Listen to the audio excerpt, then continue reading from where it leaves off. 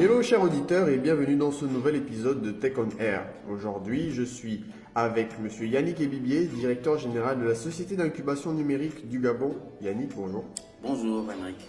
Comment tu vas Yannick? Écoute, la vie est belle malgré le Covid. Ah, ça c'est sûr, on fait avec. Ça fait plus de 3 ans que la SING travaille aux côtés des entrepreneurs. D'où est venue l'envie d'apporter aux entrepreneurs une plateforme, ou du moins aux entrepreneurs numériques, une plateforme d'accompagnement et quel type d'accompagnement proposez-vous aux incubés? Alors, il y a deux questions dans ta question. La première, l'envie est tout simplement venue de la volonté des plus hautes autorités, le chef de l'État, qui a voulu de faire du Gabon un hub de services sur le continent, grâce à son plan sectoriel, le Gabon des services, qui à l'intérieur, il y a un plan qui s'appelle le Gabon numérique. Et donc dans le Gabon numérique, la première phase consistait à implanter au Gabon toute infrastructure qui permettrait de développer le numérique, fibre optique et tout ce qu'il faut comme câblage, internet haut débit. Et ce qui fait qu'aujourd'hui le Gabon est classé parmi les pays les plus connectés en Afrique et avec les meilleures infrastructures internet.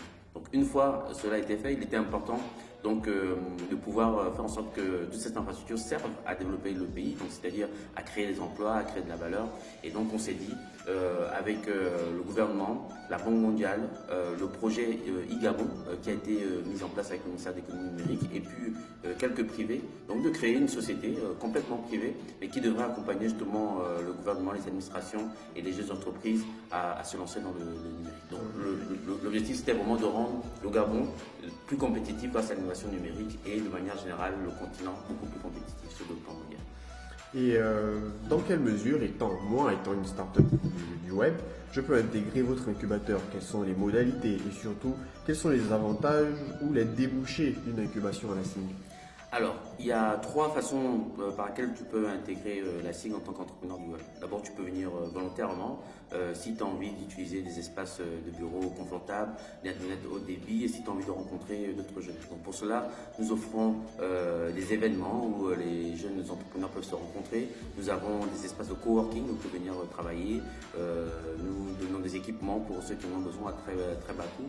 Et très prochainement, nous allons aussi offrir une plateforme qui s'appelle la Numéritech qui va permettre en fait aux jeunes de pouvoir accéder à des logiciels à bas coût. Le deuxième moyen, c'est d'intégrer un de nos programmes. Alors, nous avons un programme qui s'appelle la cohorte Innovation 4.0. C'est un programme que l'on lance 2 fois dans l'année, appel à projet en janvier et en juin.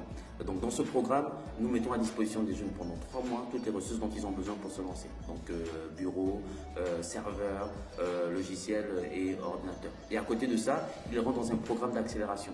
C'est-à-dire qu'ils sont suivis pendant toutes les semaines pour voir comment ils avancent sur leur projet. Avec l'objectif 1, de pouvoir signer des contrats très vite, de pouvoir finaliser leur application très vite et surtout d'être formalisés aussi très vite. Donc ce que l'on fait avec eux, c'est qu'une fois par semaine, ils ont des formations collectives avec des experts internationaux et locaux.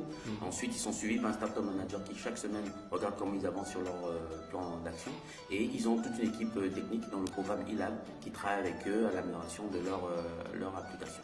Le troisième moyen, pour terminer là, c'est ce qu'on appelle les tech cliniques. C'est-à-dire que si vous n'avez pas envie de rentrer dans un programme en cohorte, vous rentrez un petit groupe, vous pouvez venir individuellement et avoir donc une séance gratuite de 1h30 où on décortique en fait votre projet en vous donnant la feuille de route qu'il faut pour la faire avancer. Et si vous voulez aller plus loin, le programme pendant 4 semaines, il coûte 250 000 francs CFA. Vous pouvez être suivi par des experts pour qu'au bout des 4 semaines, vous arrivez avec des livrables bien concrets. D'accord, vraiment du concret.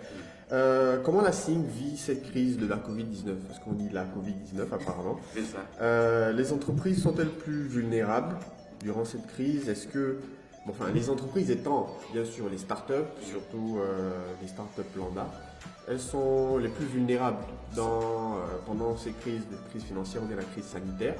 Et du coup, quel est le cas des entreprises du web en fait? Est-ce qu'elles peuvent être logées dans la même enseigne que les entreprises lambda ou effectivement les entreprises du web bénéficient là de cet avantage-là, de la distanciation, du fait que ça soit dématérialisé?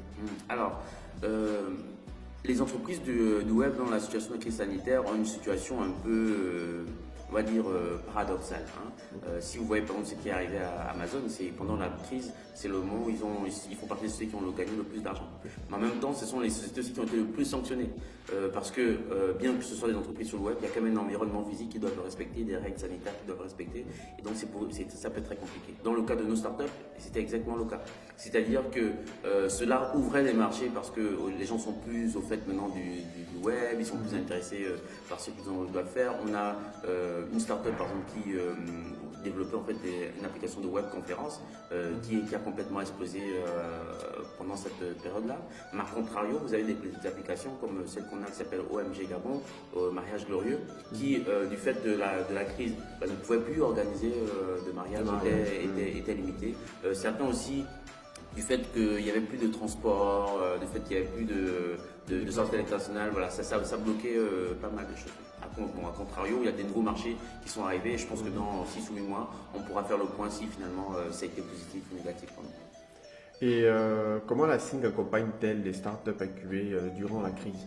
Alors, durant la crise, la SING a voulu aider tout simplement le pays dans deux étapes. La première étape, c'est que nous avons voulu être volontaires et contributeurs à l'effort du gouvernement. Donc, c'est pour ça qu'on a lancé dès le mois de mars une cellule de veille technologique sur les questions de la Covid.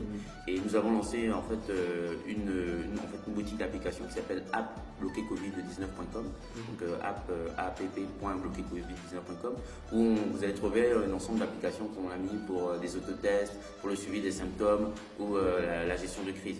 Et dans une deuxième partie, ce que nous avons fait concrètement pour les startups, certaines d'entre elles ne pouvant plus payer par exemple les locations d'espace coworking, nous avons des échanges de services. On a des sociétés de comptabilité par exemple qui, au lieu de payer loyer chez nous, va accompagner en fait comptablement les autres startups et même nous aider sur certains de nos travaux. Certains ont dû revoir leur modèle économique carrément en se disant en fait on se débarrasse de l'infrastructure dont ils avaient besoin à la SING, mais ils avaient besoin aussi d'autres produits. Et puis les grandes administrations, les agences, beaucoup sont venus nous voir pour installer chez eux des outils qui leur permettraient de faire du télétravail, pour dématérialiser leur processus, pour développer des applications.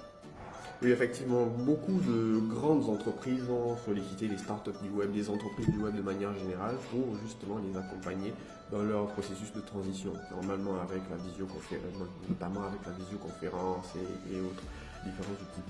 Vous travaillez avec plusieurs entrepreneurs du web, mais y aurait-il un projet qui vous a particulièrement touché, particulièrement plu? Alors, aujourd'hui, nous accompagnons au total 29 startups. Et dans les 29 startups, il ne faut pas faire de jaloux, mais il y a quand même des projets qui vont être intéressants là. Là, on est en train de développer avec des membres, des startupeurs qui viennent de la Direction générale des impôts, une application qui s'appelle EasyTax. Donc, c'est la version un peu TPE et PME de e-tax que vous connaissez. Donc là, aujourd'hui, c'est que n'importe quel jeune entrepreneur aura juste dans son portable à rentrer les informations sur l'entreprise et savoir exactement quel impôt il doit payer, à quel moment il doit le payer et à qui il doit le payer. Et parfois, il n'aura pas besoin de se déplacer pour pouvoir le faire. Donc ça, c'est une application que j'ai hâte de voir bientôt. Oui. Et permettez-moi aussi d'annoncer aussi une autre aussi qui est en train de bien avancer. C'est une application qui s'appelle iDentity. iDentity, c'est une application de sécurité qui va permettre en fait aux personnes désormais, lorsque vous avez un problème, vous faites agresser, vous n'avez plus besoin de vous déplacer physiquement au commissariat ou à la police pour faire votre déclaration de plainte. Vous pouvez le faire déjà à l'avance et comme ça la plainte est traitée beaucoup plus rapidement. Et grâce à cette application aussi, vous pourrez monter de manière sécurisée dans des taxis en rentrant juste le numéro du taxi. Vous pourrez avoir toutes les informations sur le taxi et votre famille pourra vous suivre. Au cas où il y a un problème, vous pourrez le signaler également. D'accord. Dernière question qui n'était pas prévue. Vous avez parlé tout à l'heure d'une application qui rend disponible, qui aide les startups en rendant disponibles certains logiciels.